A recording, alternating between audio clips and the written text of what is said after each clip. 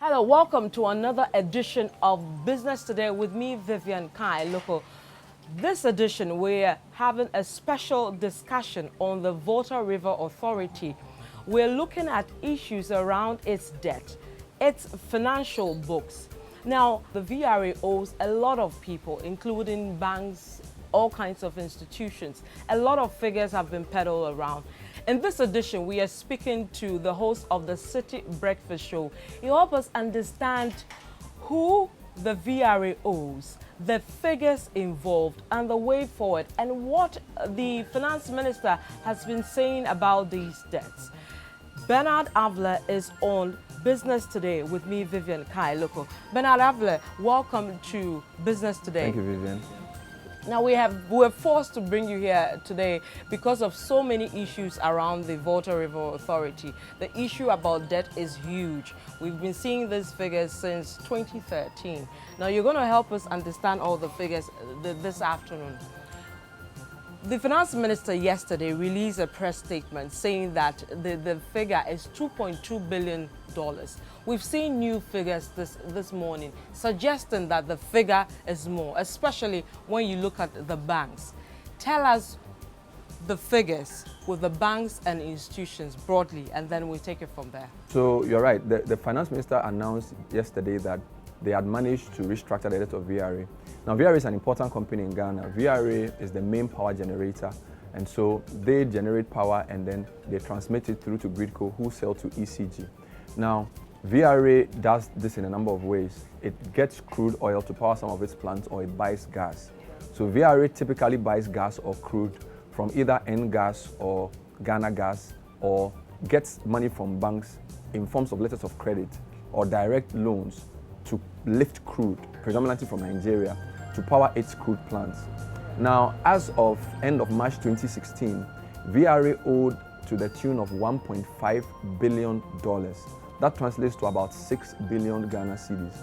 Now, that debt is an interesting figure because the finance minister in his release said the debt restructuring was for legacy debts to the tune of 2.2 billion cedis. But if you work the mathematics, you can understand how he got to those figures. But before we even get into the breakdown, VRA in 2013 made a little profit. But in 2014, it made an operational loss of about 80 million Ghana cedis, and then after tax loss of almost 800 million cedis. So the company is not in such good health. And a lot of people feel that the way VRA is run is not just a question of the VRA's own financial clout, but because of its position and the way government relates with it. But we'll understand that later on. So let's just go back to your original question. You are asking the breakdown of the figures. Let's look at the banks for starters. There are about 13 banks, I believe, that the GRA owes. Run us through who is involved, which banks are there. So you'll notice that if you take out the Ghana Gas and N-Gas, VRA owes about $1.1 billion to about 13 banks. It owes Sahara Energy about 120 million. 70 actually. Yeah, $170 million, Sahara Energy. But if you come to the local banks, it owes EcoBank over $103 million. It owes Unibank around $85 million. It owes UMB substantially about $95 million. It owns Stanchart about $80 million. It owes Stanbic Bank, Carl Bank. Stanbic is around 30 million, Carl Bank is around 56 million, Zenith Bank, Access Bank, GT Bank, a lot of banks. Even the Ghana International Bank in London is owed about 6. So what's interesting about these banks is that two of the banks interest me. So UMB, which has just gone through all this controversy, is owed about $95 million. Were you surprised about that? It was quite surprising because you think that, of course, you need to be careful and look at when the debt was incurred and when the debt was due. But do we know when the debt was So we know that some of the debts are 2 years old, some are 1 year old, but some of the debts have also matured. That's why the finance minister said that they have been able to clear $2.2 billion in legacy debt. So a legacy debt is a debt which is mature and has not been paid. So even though VRA owes 4 billion cedis, which is the $1.1 billion, only 2.2 billion of that is legacy. So the rest are debts which have not matured yet. But the UMB debt was interesting. I mean, EcoBank is a big bank, so it's not such a big issue. But Vivian, I think we need to talk a bit about, there's something the central bank calls the single obligor limit of a bank. Now, the reason this is an important issue is that a single bank cannot lend to one debtor more than 25% of its capital if that debt comes with security, or more than 10% of its capital if that debt does not come with security. Now, if you calculate the single obligor for about 8 of these banks, all these banks went above the single obligor limit, which is an interesting point. The central bank allowed about 8 banks to lend to one institution, VRA, more than 10% of their capital without some sort of security. Why did this happen? Because the central bank has this regime where they can give you a waiver of your single obligor limit. But one will wonder why 13 banks would want to lend to one organization which is making losses, an organization which is not paying back. And I'm sure as we go on, you would understand this. But it's an interesting point that if this restructuring had not been done, by next year, about 8 banks would have been in serious jeopardy because they may have to write off large amounts of debt, some of which goes above their single obligor limits. So it was an important decision to do the restructuring. We'll come to the restructuring proper, but rightly said, you wonder why the Bank of Ghana will go ahead and allow this to happen. But there are quite a number of reasons that are moving around why this is happening. Help us understand, why would the Bank of Ghana allow commercial banks to give a loan to a government power company? Explain it to us. VRA cannot be allowed to collapse because VRA is at the heart of our power generation. So VRA has to survive. That's the first point. So whatever VRA needs, the system must make sure VRA gets it because VRA is in charge of Akosombo Dam, is in charge of about 4 or 5 massive power plants, and they are building a coal plant as well. So VRA is strategic. Number 2, banks will lend to VRA because VRA will never die. Even if VRA collapses today, the government still continues. So banks think lending to VRA is good. Now, the reason is that VRA's cash flows come from you and I. So the taxpayer determines VRA's cash flow through the tariff that is charged. So if a good tariff, if VRA charges a good tariff through government and the tariffs are regularly upgraded to meet market needs, VRA will have no problem. The challenge has been that VRA has not been allowed to implement some of its tariff adjustments upwards. So it's run out of cash certain times. So banks would like to lend to VRA because definitely they will pay back. And if you look at the structure of the restructuring, in November last year, the finance minister went to parliament to pass a new law for new taxes, which raised tariffs. So consumers are going to pay more for power. Now, the finance minister has decided that 50% of all the taxes accrued from January till now would be used to pay part of these debts. Then the other 50% will be used to run VRA.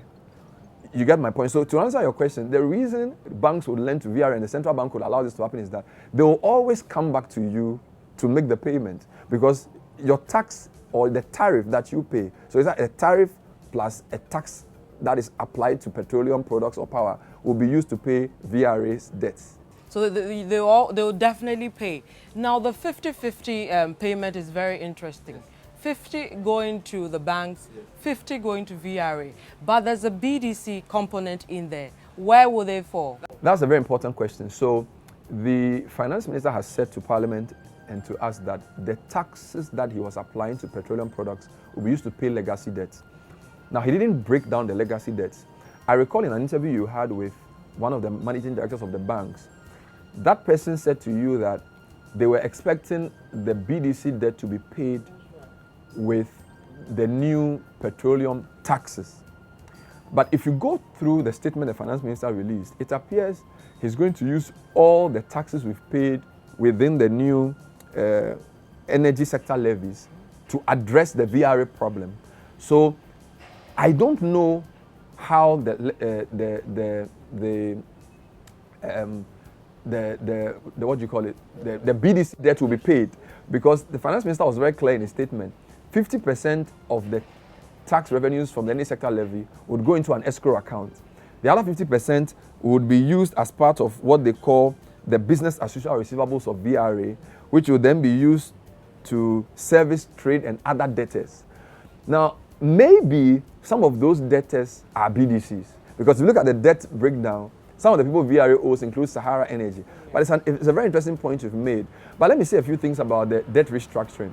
So what the finance minister succeeded in doing was, number one, all the banks owed by VRA will slash the amount they owe by 3.5% as of end of May 2016. So if by end of May 2016 you owed VRA $100 million, you have to remove 3.5% from it. You need to do that because eventually if you don't and it becomes a bad debt, you probably have to write off the whole debt. So this is regular practice. So it's fair deal. Fair deal. Number two, the tenor, the length of time of the loans. So some are 3 years, 4 years, 5 years.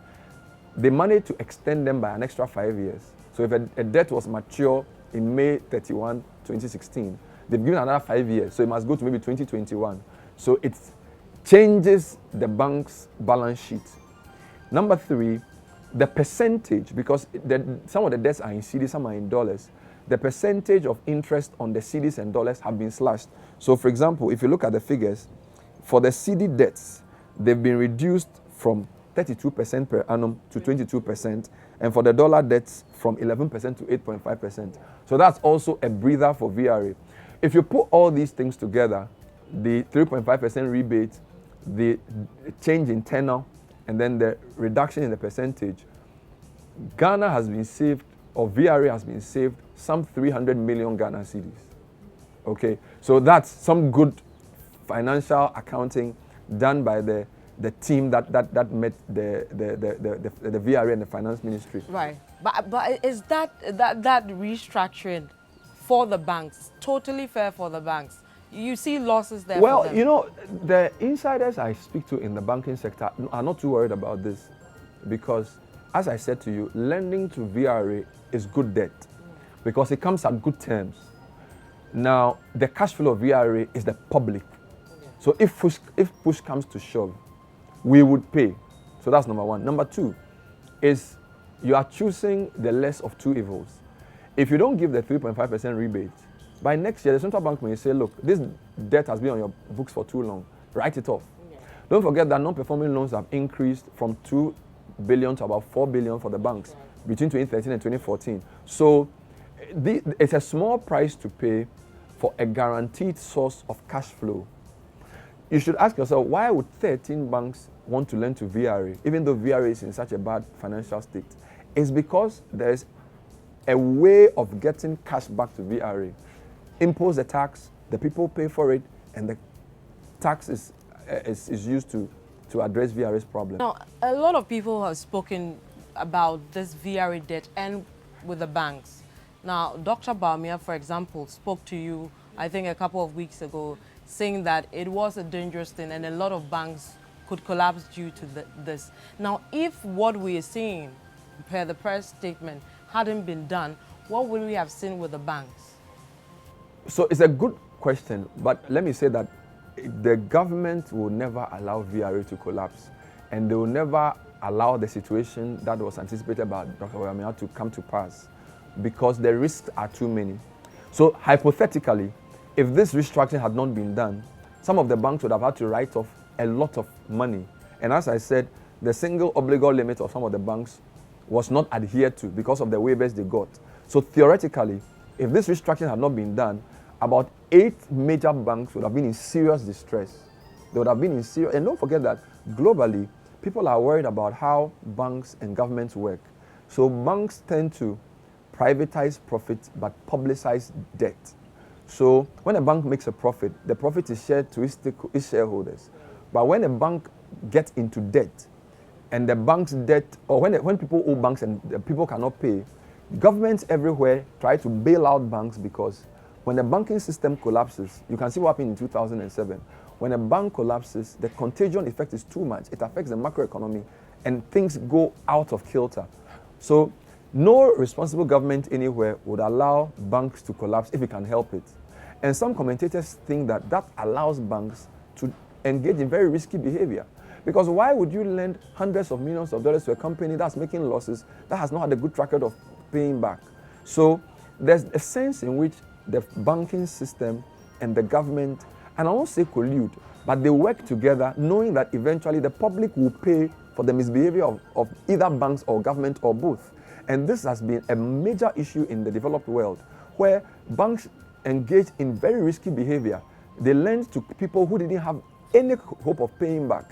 And the banks knew that eventually the government of the day will come and bail them out. It's happening in the US, it's happening in the UK.